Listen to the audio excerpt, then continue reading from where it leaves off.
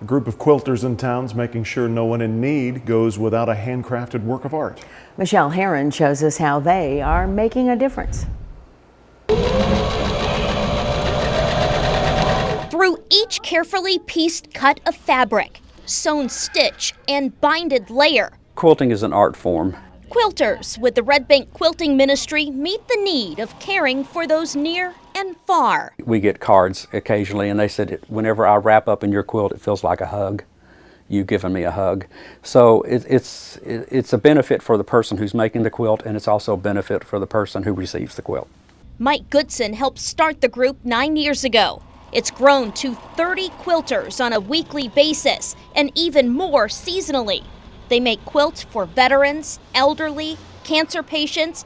Fidget quilts like the ones you see here are made for the blind, those with autism, as well as dementia. Everybody seems to have their own little niche, especially.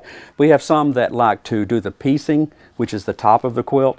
Others who don't like to do the piecing, but they like to do the quilting and the binding and the finishing of the quilt. Susan Cooper loves the endless possibilities that come with artistic quilting. You can cut, paste, stitch, and you just let your imagination be your guide. Whatever you can think of, you can sew. Kayla Jones loves the bonds created between the seams, an opportunity to learn from master quilters, one-on-one. I could sew at home. I have my sewing machine on, but I really do prefer coming here to sew, mainly because I have the help around me, but getting to talk to these ladies. The group recently sent quilts to the Asheville area after it was struck by Hurricane Helene, as well as Ukraine. A small gesture to let someone know they are loved and cared for. You're giving part of yourself as you stitch this and create these quilts, and it's gifts of love. Red Bank Church of Christ is currently accepting nominations for this year's Veterans Day quilt giveaway. Nominate a Chattanooga or North Georgia veteran or active service member for a handcrafted quilt.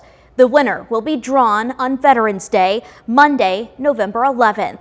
We have a link to do so at local3news.com. With this week's Making a Difference, I'm Michelle Herron.